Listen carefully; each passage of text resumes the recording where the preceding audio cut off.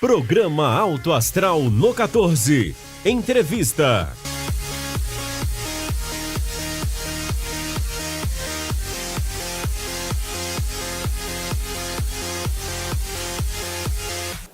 Olá, sejam bem-vindos a mais uma edição do programa Alto Astral no 14. Hoje, eu, de forma solitária, que não é que eu derrubei o Joséval, não, é porque estava envolvido na reunião e a gente vai tocar o programa hoje sem a presença do Joséval, mas é claro, na próxima semana ele retorna às suas atividades. Nossos convidados de hoje são sempre convidados especiais, e essa missão fundamental do Canal 14 da NET, trazer os convidados que são da cidade de Anápolis, para falar do nosso dia a dia, dos nossos problemas e as soluções para esses problemas. Então, as entrevistas que você acompanha sempre, você amigo assinante aqui no Canal 14 da NET Anápolis, são, em sua imensa maioria, relacionadas à área da saúde, a área que a gente sabe que é problemática, né? É um nó para qualquer governo. A gente vai falar hoje um pouquinho de crianças, né? Uma área tão sensível que a gente vê nos hospitais, muitas vezes com dificuldades, ainda mais nessa época de frio, agora o frio chegando, a gente sabe a situação e as circunstâncias que ficam as nossas crianças. E, para tanto, eu apresento o nosso convidado de hoje, Dr. Olegário Indemburgo. O Indemburgo eu tive que colocar aqui, gente, o Indemburgo Rocha, que é médico cirurgião pediatra. Dr. Olegário, seja bem-vindo ao programa Alto Astral no 14. Obrigado ao programa Alto Astral. Para a gente sempre é um prazer estar aqui e falando de assuntos tão relevantes para a nossa comunidade anapolina, e através do Canal 14, através do programa do Alto Astral, que a gente sabe que já está com o seu sucesso garantido, né? Tem uma audiência qualificada, então é sempre bom estar aí passando informações de grande relevância para a população, e no que tange aí, no caso, as crianças, que é a minha área onde eu atuo, né? Pois é, então antes a gente até entrar na pauta aqui, para falar principalmente das doenças respiratórias, das doenças do dia a dia das crianças nessa época de inverno, vamos falar um pouquinho da vida pessoal do doutor Olegário. Por que a pediatria? Porque a gente sabe que pediatria é complicado, é uma área que os horários, né, são complicados. Por que a pediatria na sua vida? Na verdade, a gente sempre descobre algumas... quando você pensa em ser alguma coisa, às vezes você se baseia em exemplos, né? E um dos primeiros irmãos que formaram em medicina, nós somos uma família de 15 irmãos. Puxa, quantos da medicina? São 6 médicos. Certo. E o primeiro que se formou em pediatria. Então já foi um grande exemplo. Já foi Dr. Célio Clóvis Silva Rocha, trabalha em Uruaçu como pediatra, pediatra famoso lá na cidade de Uruaçu. Então ele que puxou a fila. É ele que puxou a fila. Foi ele que, através dele, a gente veio. E na minha graduação como médico, né, como acadêmico de medicina, eu conheci 2 professores que eram cirurgiões pediátricos, e logo quando eu tive a oportunidade de acompanhá-los no nosso estágio, foi uma paixão assim à primeira vista. Eu falei, tá ali, tá definido o que eu quero ser, um cirurgião pediátrico. E a formação do cirurgião pediátrico, o cirurgião pediátrico é o único hoje cirurgião geral que existe sem medo de errar no mundo. Porque o cirurgião geral verdadeiro, ele se fragmentou. Então hoje tem cirurgião geral do aparelho digestivo, tem cirurgião geral proctologista, tem cirurgião geral que só mexe com esôfago, só mexe com endoscopia. E na formação da cirurgia pediátrica, o primeiro estágio para você se tornar um cirurgião pediátrico é se tornar um cirurgião geral. Então você faz de 2 a 3 anos de residência em cirurgia geral. A posteriori, você tem que fazer mais 3 anos em cirurgia pediátrica. Ou seja, você não é só um cirurgião pediátrico, você antes é um cirurgião geral. E na cirurgia pediátrica, ela não se fragmentou. Então, nós operamos praticamente de tudo na cirurgia pediátrica. A gente opera patologias da cabeça, do pescoço, a gente opera patologias do tórax, patologia do abdômen, patologia do sistema geniturinário. Então, na verdade, nós somos um cirurgião geral pediátrico. Não fragmenta o corpo humano. Não fragmentado o corpo humano. Tá certo. Bom, dadas as explicações, a gente entende aqui que seja uma área muito complexa, ainda mais lidar com crianças, parece que lidar com o ser humano leva a gente a sensibilidade da gente exacerba, mas quando é uma criança parece que envolve mais sentimento, ou eu estou errado, mesmo que tenha os pais, tenha as mães, às vezes, e por vezes, as crianças tão novinhas ali necessitando de cuidado, envolve esse lado sentimental ainda, doutor?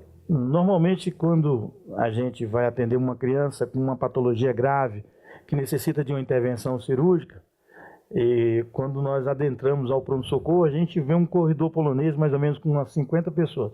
A gente está entendendo que isso não é para a gente. Mas quando a gente chega no final do corredor, a gente sabe que aquela família que estava toda ali é para a criança que você vai atender. Está ali para acolher, Isso. né? E quando você faz o primeiro atendimento, que você se dirige à família para conversar com a família, o que acontece? Na verdade, você é cercado por pais, né, a mãe e o pai, os avós, os tios, os padrinhos. Então você você carrega uma responsabilidade muito grande. E a gente sabe que criança é uma criança que está iniciando o seu desenvolvimento, né? É uma vida que está começando. Então, o apego a essa criança, o sentimental com essa criança é muito grande. Então, as emoções ali estão fervilhando. Então, tem que ter muito tato para você passar uma notícia, para você dizer que é de tratamento cirúrgico, para você dizer sobre a gravidade da doença. E, realmente, eu costumo dizer que, às vezes, a criança fica no segundo plano e fica a família, e com toda razão, angustiada, porque a criança que estava há poucos minutos muito bem, e de uma hora para outra essa criança ficou doente e ficou muito grave, né? E às vezes eles buscam qual é a explicação. Em alguns casos a gente consegue dar uma explicação plausível, outras não. Um exemplo clássico é esse exemplo que nós temos agora, que é o inverno, onde nós temos aí as nossas doenças sazonais, que acontecem em crianças e também, geralmente nos extremos, né? Em crianças muito pequenas e nos idosos.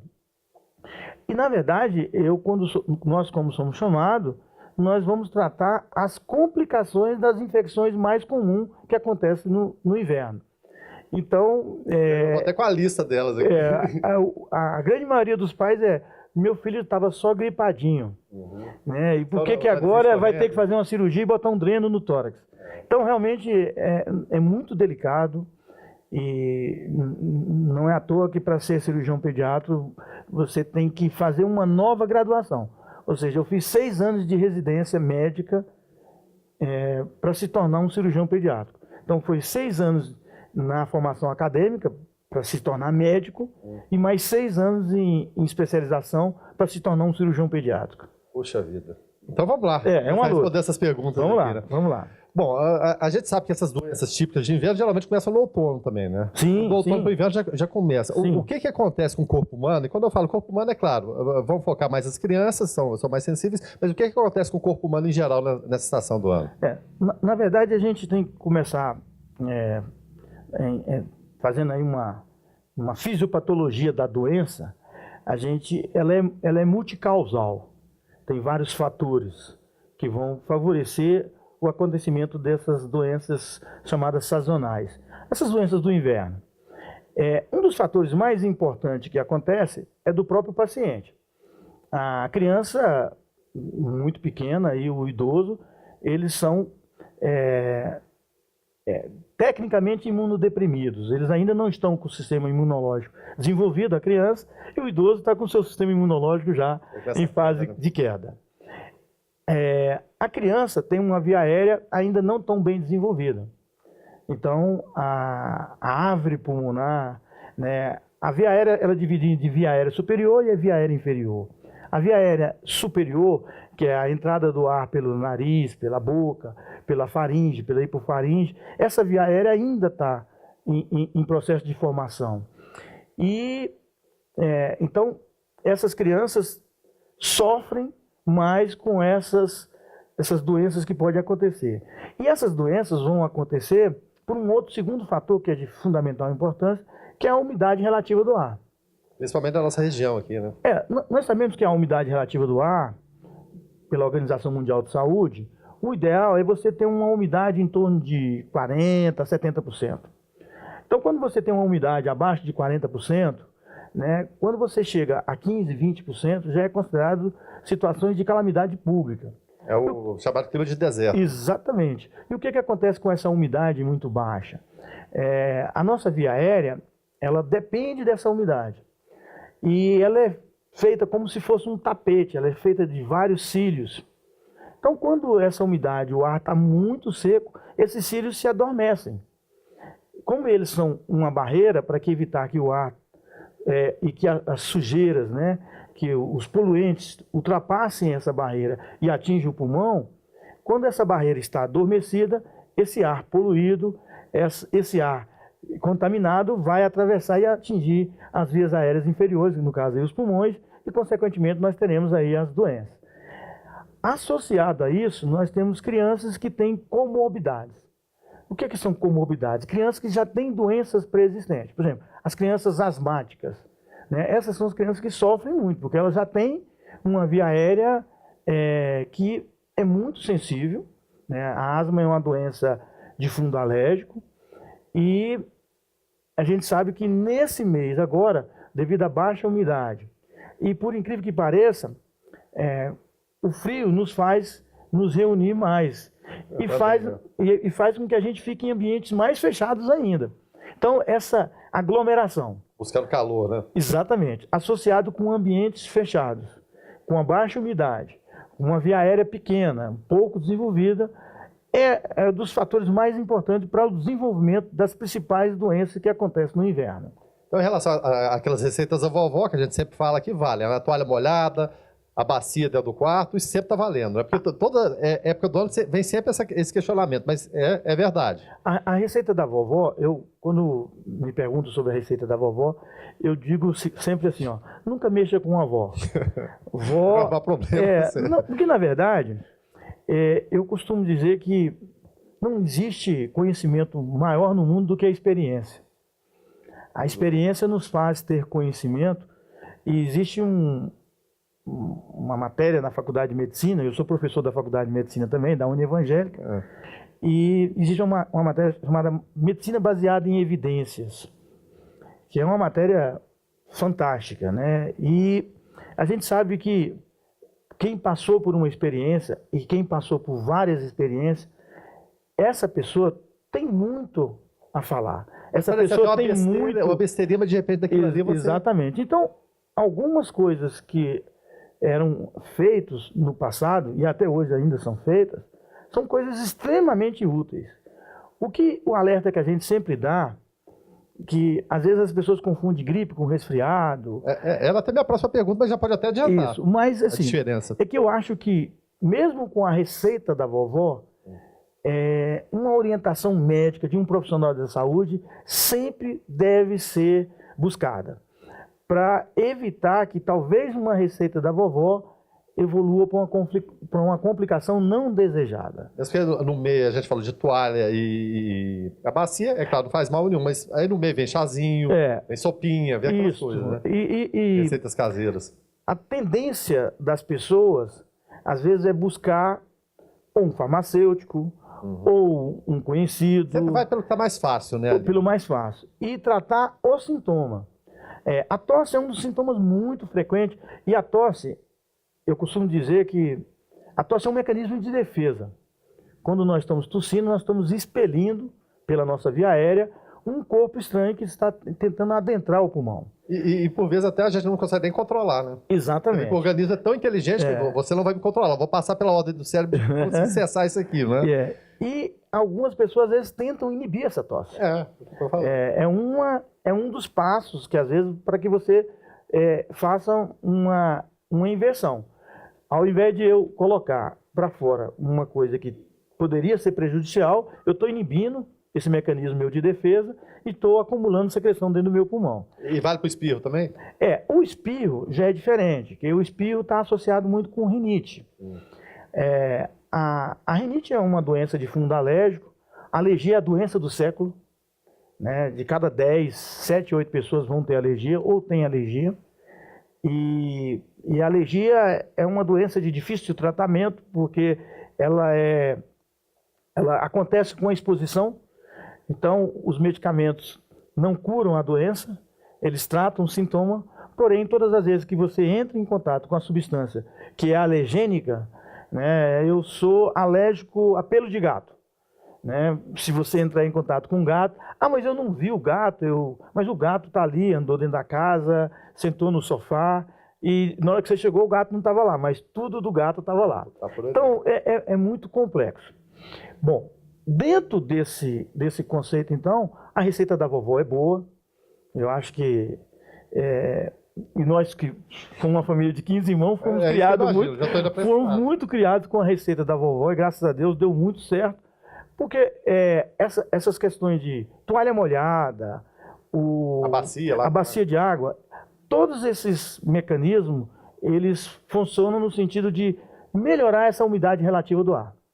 Então, o objetivo maior é melhorar a qualidade do ar. Então, essa é uma das táticas que nós empregamos no tratamento dessas doenças sazonais. Melhorar a qualidade do ar. Melhorar a qualidade do ar começa de manhã, né? Tentando deixar ventilado. Arejar a casa. Arejar a casa. Eu tinha mania de casa fechada o tempo todo, né? Meu Deus, que besteira. E a gente vê que não é bem assim, Minha esposa abria a janela, eu fechava a janela. E tem um detalhe importante na fisiopatologia, nessa multicausalidade da doença que é provocada no inverno, é exatamente no inverno é que nós tiramos do guarda-roupa os cobertores que ficam lá embrulhados, ácaros, e vem tudo, né? E às vezes as pessoas acham que não, que tá embrulhado, tá limpinho, então não precisa, né? E quando não é de abotoar, você tem que passar pela cabeça, então já passa ali, já vai direto aqui, ó. Sim, com absoluta certeza, né? Então eu acho que com relação à questão dessa receita, eu acho que ela deve ser administrada, porém eu acho que a orientação de um profissional da saúde é muito importante. Bom, em relação à gripe e resfriado, né? Acho que a dúvida mais comum é a primeira das dúvidas, né? Como identificar o que é gripe e o que é o resfriado? Bom, antes de responder a sua pergunta, Guilherme, fica à vontade. Eu vou fazer um apanhado sobre essas doenças e aí a gente pode falar especificamente de cada uma, separadamente. Então, as principais doenças... Eu estou até com a lista aqui. Ótimo, mas eu vou só pontuar, não vou falar dela. Vamos ver se ele vai pontuar. Então, as principais doenças que estão relacionadas com o inverno, as doenças relacionadas com essa baixa umidade, esses fatores que nós enumeramos aqui, nós podemos começar com as infecções das vias aéreas superiores, né, que vão desde as gripes, os resfriados, as rinites, as otites, as infecções do ouvido, as pneumonias, as sinusites, também tá aqui, né, e as rinusfaringite. E a asma. A asma tá. Amigdalite também. Amigdalite, entendeu? Otite, bronquite. Essas ites são um perigo, né? Todas elas elas se exacerbam durante esse período. A gente pode discorrer sobre cada uma aqui? Pode. Já pegando o gancho aí da sua pergunta, isso é muito engraçado no consultório. Um dia, só para contar um caso, e não é caso verdadeiro. Não, que a gente eu recebi uma criança e a mãe chegou e falou: doutor, eu queria que você olhasse meu filho, porque toda vez que eu vou nesses médicos, e eu vou num médico, ele fala, é uma virose. Eu vou no outro, ele fala que é uma virose. Bom, então, já aí, dando uma informação para os nossos ouvintes, o que os médicos estão falando não está errado. Na verdade, todas essas doenças, a grande maioria, são provocadas por vírus. Então, etiologicamente falando, é o vírus o agente causal da maioria dessas doenças que acontecem nessa época do inverno. O vírus circula muito fácil nessa época, né? E existem vários tipos de vírus. Aqueles vírus ditos mais fracos vão provocar o resfriado. Ou seja, o resfriado, e aí a gente está usando aqui uma linguagem mais fácil para o seu ouvinte entender. E é isso que a gente quer. Aqueles sintomas mais leves, de coriza, nariz escorrendo, febre muito baixa. Catarrinho, né? O catarrinho. e que muita gente usa como gripe. E, na verdade, a gripe, ela seria um resfriado mais forte. Então, ela vem junto todos os sintomas do resfriado associado à febre alta, a tosse, a dor no corpo, mialgias. Ou seja, os sintomas são mais sistêmicos. Na gripe e no resfriado, os sintomas são mais localizados. Mas todos eles podem ser provocados por vírus. Na verdade, na grande maioria é provocado por vírus. Ou seja, Então, é virose. O fato de falar que é uma virose não está totalmente errado. Tá certo. Vamos então lá, uma a uma aqui? Sim, vamos. Eu não vou falar nem a ordem de importância, vou Isso. colocar a ordem que eu coloquei. É. Pneumonia. Isso. Como se chega a pneumonia? Pneumonia é uma doença, nós sabemos que a nossa árvore pulmonar, né, ela é dividida em via aérea superior e via aérea inferior. A via aérea inferior começa pela traqueia. A traqueia se divide em 2 canos, que a gente chama de brônquios. Esses canos são grandes, grossos, vão se subdividindo em brônquios pequenos, até chegar em brônquios diminutos, que a gente chama de bronquíolos. Na parte terminal dos bronquíolos existe um saco. Esse saco é conhecido como alvéolo. Eu ia falar que eu falei, vai que eu falo e eu não lembro da aula. O alvéolo. E é exatamente aí, nesse alvéolo, que há a famosa hematose, que é a troca do CO2 pelo O2. Então, o nosso sangue que vem, né, que chega pelo coração direito, é um sangue com muito CO2. Precisando de purificação. Precisa de purificação. Esse sangue que chega ao nosso coração, ele vai para os pulmões. Lá ele sofre uma troca gasosa e volta um sangue totalmente rico em oxigênio, que é chamado sangue oxigenado. Quando ele vai para o coração esquerdo joga esse sangue para o nosso organismo, e por isso que as nossas extremidades é rosa, porque tem um sangue rico em oxigênio. Bom, a pneumonia é uma doença que acontece nesse saco alveolar. Então, dá para a gente entender que, dependendo da quantidade, da intensidade das estruturas que são acometidas, ou seja, do tamanho dessa pneumonia, você vai dificultar a sua troca gasosa. Então você vai ter pouco oxigênio, você vai começar a ficar cansado, você vai respirar mal. Sem o oxigênio purificado. Exatamente. Então o sangue que chega no pulmão não vai conseguir, porque esse alvéolo está doente. Então ele não consegue fazer hematose. E a pneumonia é uma doença grave. A pneumonia, eu diria para você que é uma doença que pode ser tratada via ambulatorialmente, ou seja, uma pneumonia mais simples, e pode ser tratada e deve ser tratada as pneumonias que você tem aí um pedaço do parênquima pulmonar, ou seja, um pedaço maior do parênquima. Às vezes você tem uma pneumonia, pegou um segmento só do pulmão, o resto do pulmão consegue fazer, e você consegue tomar os antibióticos e matar aquela bactéria e fazer o tratamento por via ambulatorial. Em alguns casos, não. Você precisa de internar esse paciente e fazer antibiótico terapia venosa, na veia. Às vezes você pode usar um antibiótico, você pode usar 2 ou até 3 antibióticos. Em algumas crianças, a bactéria que adentrou esse pulmão, a gente costuma dizer que essas bactérias às vezes são mais agressivas e que às vezes, mesmo com o tratamento com antibiótico, elas complicam.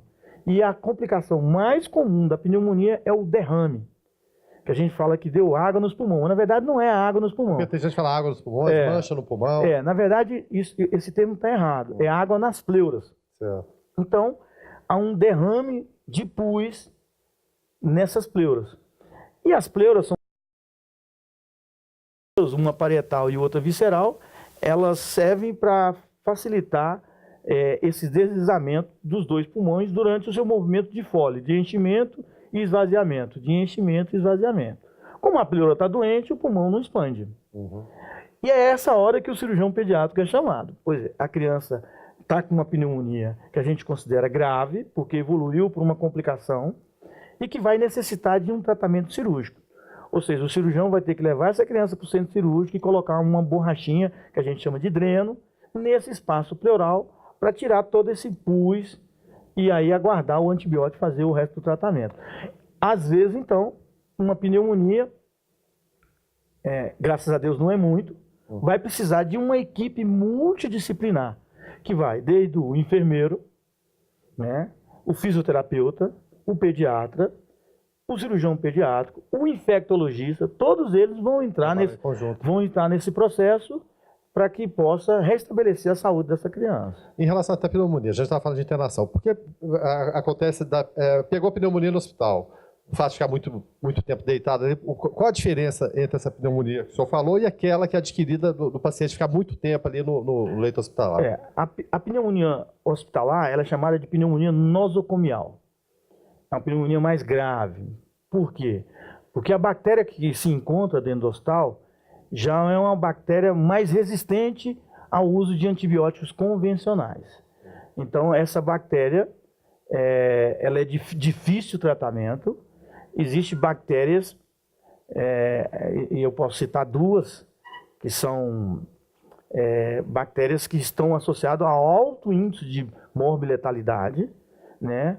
Que um é o Staphylococcus, que é uma bactéria, quando adquirida intra-hospitalar, é de difícil tratamento.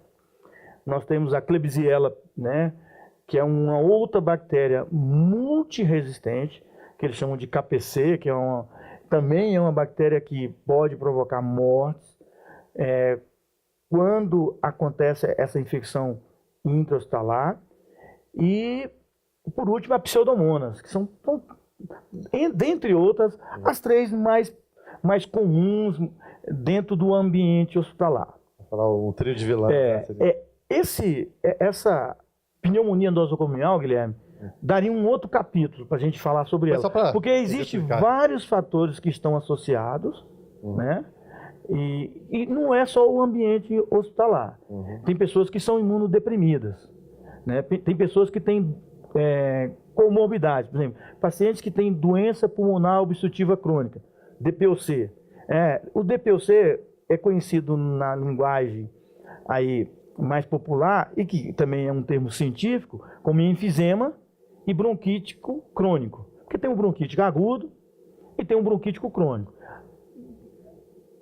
90% do enfisema e do bronquítico está associado ao uso do tabaco, do cigarro. Existe o enfisema da poluição das grandes cidades, mas a grande maioria é provocada pelo tabaco. Bom, essa pneumonia realmente é muito grave e de difícil tratamento. E às vezes com insucesso no tratamento. Então, mas é uma capítulo à parte. É uma patogenia que poderia ser discutido com um infectologista do lado, para se discutir cuidados, prevalência, fatores predisponentes ao desenvolvimento dessa pneumonia. Só coloquei exatamente só para a gente ver a diferenciação. Vamos lá, amigdalite. Amigdalite. Amigdalite. Isso. Nós temos, na verdade, são chamadas de tonsilas palatinas, né? O nome são as amígdalas. Essas tonsilas palatinas, elas também, na verdade, são várias amígdalas. As segundas amígdalas que nós temos, que não são chamadas de amígdalas, são as adenoides. E esse complexo adenoide e amígdalas forma um anel chamado anel de Waldeyer. E esse anel de Waldeyer é a primeira linha de defesa do seu organismo contra agentes infecciosos. Ou seja, a amígdala, quando inflama, ela impediu que uma infecção adentrasse o seu organismo. E por que retira as amígdalas? Ótimo, essa pergunta é muito boa. Não, essa pergunta é muito boa, porque... Dá para defender, por que tira? Eu poderia dizer para você que existe a amigdalite antes da era da penicilina e a amigdalite depois da era da penicilina. Vou te dar um dado aqui interessante. A amigdalite, ela é provocada, na maioria das vezes, por bactérias, e a bactéria que provoca a amigdalite tem um tropismo pelo coração. Ela tem um tropismo pelo coração. E eu ainda conheço muitas pessoas que na época que não tinha muita penicilina, tinham a famosa doença chamada febre reumática. A febre reumática é um chamado reumatismo no sangue, também conhecido pelas pessoas como reumatismo no sangue. E Lainac e Jones falava que a febre reumática é uma doença que lambe as articulações, mas morde o coração. E ela tem tropismo por uma válvula chamada mitral do coração. Então, essa infecção simples, aparentemente, pode evoluir para uma doença grave chamada febre reumática. A febre reumática, uma vez acometida, ela não tem cura. E o prognóstico futuro desse paciente com essa doença é um prognóstico muito reservado. Essas pessoas praticamente se aposentam imediatamente, porque a capacidade laboral, de trabalho, de tudo dessa pessoa é muito diminuída. E você, às vezes essas pessoas trocam 1, 2, 3, 4 válvulas, porque a válvula original foi estragada por essa doença. Não suporta. Exato. Bom, então é baseado, né, nesse tipo de complicação é que se opta por tirar essas amígdalas juntamente com as adenoides. E porque geralmente sempre em crianças. Você faz em adulto também. Em criança, como o sistema imunológico ainda não está bem desenvolvido, e em algumas crianças elas têm uma hipertrofia das adenoides, que é esse anel de Waldeyer, e que favorece muito esse tipo de infecção de repetição. Então essas amígdalas, elas impedem a saída do ar, a criança respira mal, então ela tem maior facilidade de ter essa infecção da garganta. Mas extrair não resolve o problema ou não necessariamente? Na grande maioria dos casos resolve. Eu digo que Na grande maioria do caso resolve. O sobrinho meu tinha esse problema de adenoide e saiu as amígdalas, mas vez por outra ele tem uma recaídazinha em relação à infecção, Exato. baixa imunidade. Na grande maioria dos casos, não é na totalidade. Por isso que quem indica a cirurgia da amígdala, da adenoide, é o otorrino. E essa cirurgia tem que ser muito bem indicada. Existem vários protocolos de indicação dessa cirurgia. Essa cirurgia não pode ser feita de maneira aleatória. Não, você teve uma infecção de garganta, eu vou lhe tirar. Né? Vamos lá tirar. Só para tomar sorvete depois. Existe um protocolo, né, da Sociedade Brasileira de Otorrino, e que através desse protocolo que eles indicam. Então, a cirurgia, quando bem indicada, a chance de sucesso, né, do restabelecimento da saúde dessa criança é muito bom. Então, não é uma cirurgia que, por você tirar aquele anel de Waldeyer, a criança vai ter infecções. Na maioria das vezes, não. Mas, quando bem indicada, você pode evitar uma doença muito séria, que é a febre reumática. E uma vez que você tem essa doença chamada febre reumática, não há mais o que se fazer em termos de tratamento, porque a doença não tem cura. Então, agora, retornando aquela frase que nós falamos, imagine como é que era esse povo antes do uso da penicilina. Então, muitas pessoas morriam por essa doença grave. O destino é morrer, né? Isso. E hoje, com o advento das penicilinas, né, de primeira geração, segunda, terceira, quarta geração, ficou mais fácil o tratamento clínico, diminuindo o tratamento cirúrgico. Tá certo. Asma. Asma. Esse termo asma, eu, quando estou dando aula para os meus alunos, só para fazer uma divisão sobre as doenças respiratórias, a gente faz de forma didática que as doenças respiratórias podem acometer o parênquima pulmonar, pode acometer a árvore brônquica e pode acometer as pleuras. Não é fácil não, mesmo. Quando você acomete a árvore brônquica, nós temos inúmeras doenças que acometem a árvore brônquica. Dentre elas, nós temos a asma. Então, para eu conceituar a asma, eu vou só falar. Não, pode juntar asma e bronquite, pode juntar no mesmo pacote? É isso que eu ia acabar de dizer agora. Então vamos lá. O acometimento da árvore brônquica, as doenças que vão acometer, está a bronquite, que pode ser aguda ou crônica. A asma, que é diferente da bronquite, mas muitas pessoas chamam de bronquite asmática, mas conceitualmente é diferente. Eu vou falar rapidinho. A bronquiolite, que é uma inflamação terminal daquele brônquio antes de chegar no saco alveolar. As bronquiectasias é uma doença geralmente congênita, onde há uma destruição ou não formação, ou formação irregular desses brônquios, né? A bronquite crônica é uma doença que não tem cura, que na maioria das vezes é relacionada com o tabaco e que há uma destruição pela nicotina. Então você destruiu a sua ave brônquica provocada pelo cigarro. Pode ser também pela poluição, por outros agentes. O asbesto, lá, nós sabemos que lá na Fama, aquela telha de amianto, existe aí uma briga hercúlea sobre esse... libera... Questão de meio ambiente, né? Bom, e o que é asma? Asma é simplesmente um broncoespasmo. Você está com a sua ave respiratória e de repente ela fecha. E necessariamente o brônquio ele tem uma camada interna chamada mucosa brônquica. Essa camada interna, quando ela inflama, nós temos a bronquite.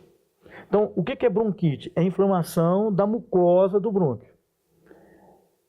Para o seu ouvinte entender, se eu tenho uma ave brônquica assim...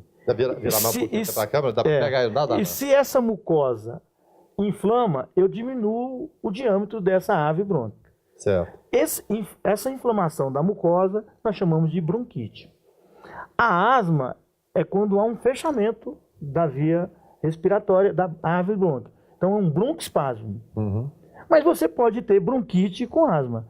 E aí nós damos o nome de bronquite asmática. Mas tecnicamente o termo bronquite é uma inflamação da mucosa, que vai obstruir, ela vai diminuir o diâmetro da ave brônquica.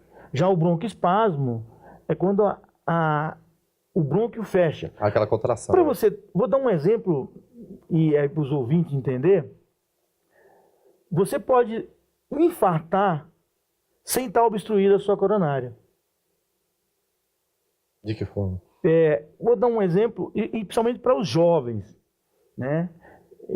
Às vezes pensam em usar, e aí já pedindo para que vocês não façam isso, é muito comum esse infarto em jovens, o uso da cocaína. A gente sabe que a cocaína ela vai provocar um fechamento da artéria, ela vai fazer um espasmo da artéria. Ou seja, não foi uma placa de colesterol que obstruiu a artéria. A gente só tem essa noção, sim. Então, e aí que a gente chama de...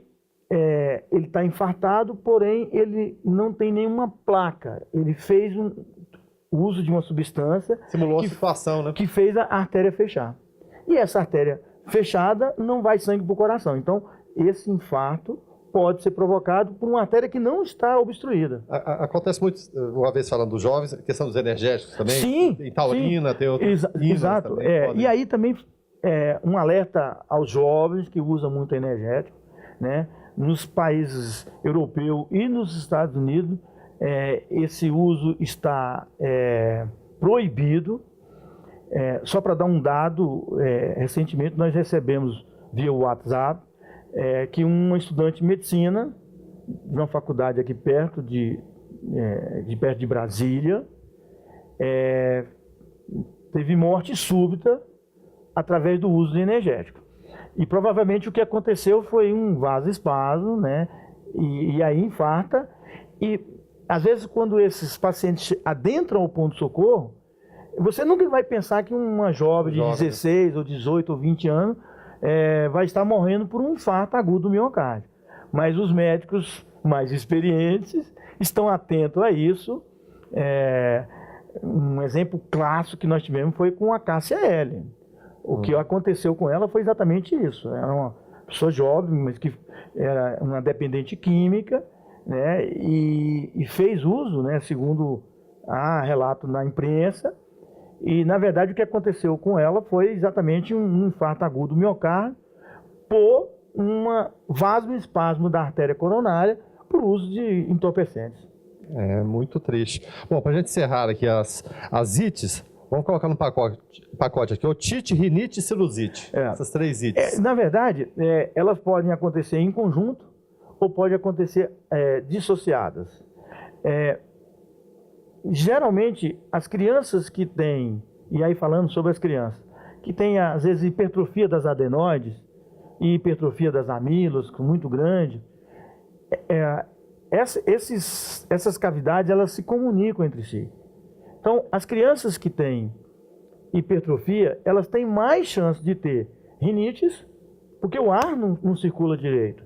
Tem chance de ter otites e tem chance de ter sinusites.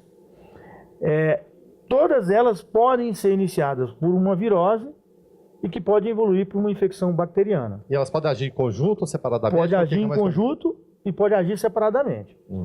E digo mais, uma infecção no ouvido ou uma infecção nos seios da face, que a gente chama de sinusite, pode evoluir para uma meningite. Nós conhecemos vários casos de crianças extremamente rígidas e aí as mães às vezes não conseguem entender por que a minha filha estava tratando de uma infecção de ouvido e depois era meningite. E às vezes tentam achar que isso foi algum erro médico e não é verdade. Na verdade, o que acontece é que algumas infecções podem ser provocadas por bactérias ou vírus altamente agressivos, que mesmo que você instituir um tipo de tratamento, eles podem evoluir com complicações seríssimas, né? E aí dizendo aí sobre a meningite, que é uma complicação grave, que pode levar sequelas permanentes nessas crianças, com um prognóstico futuro muito reservado. Eu conheço algumas crianças que nós tratamos e que nós acompanhamos como cirurgião pediatra por uma meningite, ficaram cegas, ficaram afásicas, não falam, vão ter dificuldade com relação à locomoção, muitas delas às vezes ficam tetraplégicas, não vão locomover, não vão conseguir andar, devido a uma sequela de uma doença grave que é a meningite. Em relação até àquela coisa que a gente fala da vovó, existe, todo mundo sempre fala da questão do queixo aqui. Vale esse tipo de observação? Se o queixo está encostando aqui? Essa pergunta ela é muito boa e ela é fantástica porque, e aí dizendo para os meus alunos, né, que são os sinais de irritação meníngea. Então, quando você tem uma irritação da sua meninge, você não consegue fletir o pescoço. E a esse nome nós chamamos de rigidez nucal. Isso é um dos sintomas mais importantes para você dar um diagnóstico de meningite. É clássico mesmo. É clássico. Isso está na literatura. Isso não é invenção da vovó. Aliás, é aquela medicina da observação, né? Exatamente. Exato. Então, esse é um dos sinais importantes, chamada rigidez nucal, e que é indicativo de irritação meníngea. E que deve ser observado, e aí para as mamães tomarem cuidado, mesmo, né? Ficarem atentas, não achar que isso é um torcicolo. Pode até ser que seja um torcicolo, mas na dúvida, procure um médico para que só ele possa dizer se é realmente um processo meníngeo ou só é um processo muscular, é um processo que o tratamento é totalmente diferente. E vale até a observação, porque as crianças hoje ficam no celular o tempo todo aqui, ó. Se largou o celular, e eu não estou falando nem tom de brincadeira, largou o celular, né, não está naquela posição aqui, alguma coisa tem, né? Porque a gente sabe o apego que elas têm em relação a isso. Mas voltando às crianças aqui, doutor, elas são, a gente estava falando aqui, mais afetadas pelas doenças de inverno, como a gente está falando, e as duas pontas. A gente está tratando especificamente das crianças, mas crianças e idosos, né? Forma de prevenção, que a gente sempre fala, né? Porque tem mãe que agasalhar o filho fica parecendo um charutinho, né? Eu sempre cito o exemplo da minha mãe, logo que minha filha nasceu, aí minha mãe agasalhava, a Emanuele, aí minha esposa queria desagasalhar. Minha mãe fechava a janela, minha esposa abria, né? Como a gente prevenir? Agasalha demais, agasalha de menos, de que maneira agir? Bom, especificamente na criança, eu vou pegar aí desde o recém-nascido, até mais ou menos aos 4, 5 anos de idade, que é uma faixa que é bem prevalente. Então aí a primeira conduta para as mamães, né, a amamentação do leite materno de forma exclusiva. Então todas as mamães deveriam amamentar o seu filho. É evidente que a gente sabe que existem exceções, né? Por exemplo, mãe com HIV não pode amamentar seu filho. Mas assim, na medida do possível, a gente sabe que tem algumas dificuldades que você não pode. Mas se puder amamentar, é das melhores prevenção que possa acontecer para essas crianças não adquirirem esses tipos de patologias. Mas nem aquela aguinha, ela está com sede. Por exemplo, a gente está falando de inverno, agora o clima está seco, ela tem que tomar uma aguinha. Não precisa. O leite materno está cheio de água. Não precisa, então. E o leite materno, ele tem várias vacinas, ele é cheio de anticorpos. Então a amamentação é uma das formas mais importantes de prevenção dessas doenças aí nas crianças muito pequenas. Bom, aglomerações. Né? Eu vou até antecipar aqui. A escola, por exemplo. A escola está um ambiente da coleguinha o tempo aglomerações. Todo ali, né? E, na verdade, o que acontece nas aglomerações? As crianças não têm aquele código de ética da tosse, né? Normalmente, a gente quando tosse, a gente leva o punho na boca e tosse. A criança não, a criança tosse. Então, inclusive, é levar Exato. o punho, né? Mas... o movimento espontâneo esse, como diz, o conceito ético da tosse, né, para quem está tossindo, perante as pessoas, é que ele não se proteja as outras pessoas que estão no ambiente junto com ele. Tem coleguinha de face minha querendo espirrar na cara do outro. Mas a criança... O Darlan tá rindo, já deve ter espirrado na cara do coleguinha. A criança não tem esse código de ética. Então, crianças que estão, porventura, com um resfriado ou com uma gripe, em contato com outras crianças, com absoluta certeza... Vamos ver quem espirra mais alto? Vão transmitir. E tem um detalhe. Usando ou o braço ou a mão, mesmo que a criança use, às vezes a criança não vai lavar as mãos. Aí já vem um terceiro tópico, né? De lavar as mãos. Tem adulto que não faz isso? Tem adulto que não faz, imagina a criança. Então a criança pega no braço, pega no rosto, aí pega da outra criança, dá beijo, e aí a tia vem e beija. Então, assim, essa transmissão ela vai acontecer por contato. Mesmo porque é que ela faz experimentação da criança. Sim. De brincar. Exatamente. Um outro fator importante é a lavagem das mãos. Que nós estamos criando uma cultura, né? Uma chegada de algumas doenças virais, né? A tal da virose de novo, né? E aí nós temos o H1N1, que é um vírus, e temos também o vírus da dengue, né? Sem contar que juntou a esse time o vírus do chikungunya e o vírus da zika.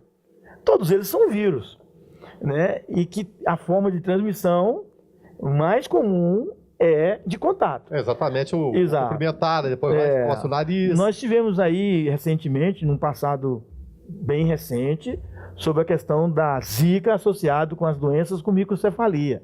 Vários casos que aconteceram no Nordeste. Então, ainda já existe estudos dizendo que existe a transmissão transplacentária desse vírus. Bom, mas vamos para as nossas doenças sazonais. Então, a lavagem das mãos, o uso de álcool, o álcool gel ou álcool líquido, ele é um dos meios mais eficazes na prevenção da transmissão das doenças virais.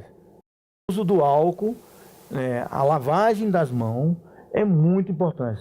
Eu costumo dizer que o vírus ou a bactéria, ele não pula da sua mão, né? Ele é através do contato. Então, mas como é que uma tosse eu posso jogar, expelir partículas de vírus e ela ir encostar em você, no seu rosto, você passa a mão no rosto. Então, a tosse não é que a bactéria pulou, mas eu joguei uma quantidade... Foi lançada. Então, a lavagem das mãos, o uso do álcool é muito importante. E principalmente para nós que somos médicos, que estamos examinando um paciente no nosso consultório, após o exame, ou seja, antes de iniciar o nosso exame físico, nós deveremos lavar as mãos, passar um álcool, e fazer o exame físico do paciente. Isso deve ser repetido para todos os pacientes. Eu digo até mais, se o médico chega no quarto, você não precisa de cumprimentar ele toda hora, não. Porque ele já vem higienizado, ele vai lidar com o paciente, aí um cumprimenta, aí outro, ainda mais no caso de criança, todos querem cumprimentar o doutor. Aí, peraí, gente, eu vou voltar daqui a pouco, eu vou lavar a mão ali e volto daqui a pouco. Eu estou falando besteira? Não está falando besteira. O médico não é mal educado, é uma questão de... Mas, assim, se você lavar as mãos, passar álcool, não tem nenhum problema você cumprimentar seu paciente. Só que você tem que fazer esse procedimento para todos os pacientes. Repetidas vezes. Eu lavo minhas mãos, em média, de 15 a 20 vezes ao dia. Entendeu? De 15 a 20 vezes. Então, porque, assim, primeiro que eu sou cirurgião, né? E depois vou para o meu consultório. Então, todo meu paciente que eu terminei de examinar, o próximo eu vou lavar minhas mãos e vou passar Pode álcool. Ser a rotina, né? Um outro dado importante e aí, esse dado ele é fundamental, que é o uso das máscaras. Nós ainda temos meio que um ranço sobre as máscaras, né? Porque às vezes a pessoa quando põe uma máscara, passa o entendimento que a pessoa está com a doença ruim. Mas E não, às vezes a pessoa para e olha, né? mas a máscara serve para você proteger, dependendo do tipo de máscara, né? Existe uma máscara chamada N95, essa que deveria ser a máscara que todos nós deveríamos usar, mas ela é muito cara. É que se usa muito no Japão e na China por essa poluição na rua, né? Ou seja, ela não serve só para evitar a contaminação por vírus, mas serve também para impedir que partículas de poeira, né, de fumaça, né, todos esses agentes poluentes que estão circulando no ar venham adentrar a nossa via respiratória. Então, a máscara também é um mecanismo muito eficaz na prevenção dessas doenças. Tá certo. Mais algum Tem um dado aí que é Vamos muito lá. importante. A ingestão de líquidos, água. O nosso corpo... Você está antecipando as minhas perguntas. O nosso corpo é feito de água. Para você ter uma noção, Guilherme, eu tenho 75 quilos. 60% do meu corpo é água. Então, nós devemos ingerir, em média, de 2 a 3 litros de água por dia. A grande maioria, e eu talvez até às vezes incluo em algum momento, devido a essa vida corrida que nós temos, de não fazer isso. Acontece muito. Então, a água, ela serve para tudo.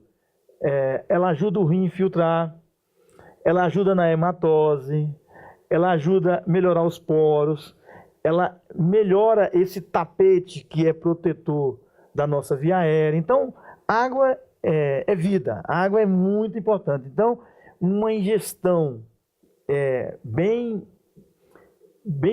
generosa de água nesse tempo, não só nesse tempo, mas principalmente nesse tempo, é muito importante. Tá certo. A gente estava falando em relação a bebidas e alimentos gelados, então. Para as crianças, não pode tomar um gelado que dá problema. Isso é mito. Mito, né? Isso é mito. Isso é mito. A gente sabe que líquidos você deve ingerir de forma generosa. É evidente que se você falar para uma criança, ela quer tomar 1 litro de refrigerante ou 1 litro de água, ela vai querer 1 litro de refrigerante porque é doce. É claro. Não é bom. Então, a ingestão de líquidos doce não é recomendável. E por aquela série de fatores que a gente sabe. Exatamente. Mas se você orientar para que essas crianças possam ingerir líquidos saudáveis de frutas da sua polpa, né? Todos os meus pacientes eu falo, não use nada enlatado, nada que tem conservante. Então vai lá, compre a polpa da fruta ou faça o suco natural. Nós somos um país tropical, nós temos frutas aí, às vezes perde laranja, mexerica, acerola. Todos esses frutos podem e vão dar excelentes sucos que têm uma função de estar ingerindo líquido. Muitos deles vêm junto na sua composição com vitaminas do complexo B, vitamina C, vitamina D. Então você está fazendo aí uma tripla ou dupla ação preventiva. Além de você estar bebendo líquido, você também está ingerindo vitaminas. Então é muito importante. Tá certo. A já subiu a placa dos 50 minutos, a gente está caminhando para a reta final. Rapidinho aqui. Passa rápido, né, Guilherme? Muito rápido, né? A entrevista legal é muito boa, né? E a característica aqui do programa Altação é isso. Entrevistas leves, a gente tem os termos técnicos, mas é claro, traduzindo para a linguagem comum. Vou colocar no pacote aqui, né? Até em questão ao frio. Por que é que nós arrepiamos o frio? Por que é que nós urinamos mais? Na verdade... São curiosidades, né? A questão da urina, por que você urina mais, né? Nós temos um hormônio chamado hormônio antidiurético. Esse hormônio, ele é produzido no hipotálamo e é armazenado na neurohipófise. E esse hormônio, ele pode ser liberado, né? O próprio nome fala, hormônio antidiurético. Então você retém mais. E quando você inibe, você elimina mais. Então o frio pode agir e você vai beber mais água. Então quando você bebe mais água, porque o clima está bem seco, a tendência de você é filtrar mais, limpar mais e essa ingestão de água... É bom, né? O processo é bom, né? É excelente. Bom sinal. É excelente. É um excelente sinal. Inclusive, quando existe uma doença que acontece nesse hormônio, que é um tipo de diabetes chamado diabetes insípidos. É diferente do diabetes que acontece por uma ausência da insulina, né? Seria o mellitus? O diabetes mellitus. E então, que a pessoa urina sem parar, porque não tem como você inibir ele. Entendeu? Então, é uma doença que acontece nesse hormônio. E às vezes a pessoa está urinando e ninguém está sabendo. A gente sabe que a própria diabetes, ela produz 3 sintomas clássicos, né? O cara tem poliúria, na verdade o paciente tem poliúria, urina muito, ele tem muita boca seca, né? Que a gente chama de polidipsia, né? E às vezes ele começa a emagrecer. Então, isso é para ficar atento e é uma forma da gente, às vezes, estar dando diagnóstico, porque a medicina ela é feita através de sinais e sintomas. A esse conjunto de sinais e sintomas nós chamamos de síndromes. E esse complexo todo de sinais e sintomas é estudado numa cadeira chamada semiologia médica, que está sendo muito abandonada pelos médicos. Com a tecnização da medicina, os médicos começam a lançar mão de muitos exames complementares e esquece da velha e boa medicina, que é a medicina da semiologia. Do feeling que a gente estava falando, né? A semiologia, né? A semiologia é a mãe, é a base de toda a medicina. Chama semiologia. Tá certo, doutor Olegário, muito obrigado pela participação aqui. Eu queria um recado final para as mamães que estão acompanhando o programa, para ficarem atentas às crianças. Então, para as mamães especificamente, crianças muito pequenas, crianças com 1 mês, com 2 meses, evite tirar essa criança muito cedo de casa, evite levar essa criança para uma exposição. Às vezes o contato com outros, porque a criança, eu falei que a criança não tem um código de ética, então a criança às vezes quer tocar naquele bebê muito pequeno, né? Então tem que tomar muito cuidado, isso tem que ser dosado, né? Você não tem que esconder seu filho numa bolha, mas evitar o mínimo possível. A criança está com o sistema imunológico ainda em formação. Amamente seu filho até os 6 meses de idade. Não existe prevenção melhor do que essa. Na época do inverno, evidentemente, deve agasalhar mais a criança. E o agasalhamento não é com essas roupas sintéticas, bonitas de ver, mas péssima para a criança. Use a roupa da vovó, que é o algodão. É a melhor roupa para agasalhar uma criança, é o algodão. Um dado muito importante: fiquem atentos à carteira vacinal da criança. Acompanhem as campanhas que o governo faz sobre vacinação. Vacinação é muito importante e a criança deve, quando indicada, ser vacinada nessas campanhas. E isso não impede que a criança possa ser vacinada de acordo com o seu cartão vacinal. E esse cartão vacinal tem que ser acompanhado pelo pediatra. Crianças que estão ou gripadas ou resfriadas, cuidado com a automedicação. É muito perigoso a automedicação. Então, o remédio que funcionou para o vizinho ou que funcionou para o irmãozinho mais velho ou mais novo, não serve para o seu filho que está doente agora. Então, tome cuidado com... porque esse remédio aqui foi bom, eu vou dar esse remédio. Sempre procure auxílio de um profissional de saúde, um profissional da sua confiança, para que você possa esclarecer com ele todos os pontos de dúvida que você possa ter, e sim, só ele, um profissional, né, capacitado, vai poder medicar e de forma correta o seu bebê. Tá certo, doutor Olegário, obrigado pela participação mais uma vez. Eu agradeço ao convite do Guilherme e do Joseval, do programa Alto Astral. Para mim foi motivo de honra estar aqui presente aqui no seu programa, um programa conceituado, um programa que tem uma função social e educativa muito bom, e é sempre muito bom falar sobre saúde de forma descontraída, porém dando aí informações relevantes para o seu ouvinte, o ouvinte do Canal 14. Muito obrigado. Tá certo, conversamos com o doutor Olegário Indemburgo Rocha, médico cirurgião pediatra. Isso. A gente agradece a ele e também aos nossos parceiros, nossos apoiadores culturais, sem os quais seria impossível a execução desse programa. Mais uma vez, muito obrigado. Canal 14 NET. Apoio Cultural. Clínica Radiológica de Anápolis, a CIA, Arroz e Feijão Imperial, Geolab Genéricos, Instituto Oncohematológico de Anápolis, Hospital Evangélico Goiano, Plameg, Unievangélica, Supermercado Atende Mais, Compensados Anápolis, Clínica Vacine, Barbantes JK, Laboratório Modelo, BRG Brasil Geradores, Farmácia Naturalis, Cicobi Unicentro Norte Goiano, Lages Vibracom, Resgate Remoções e Eventos e também Mercafrios Mauá.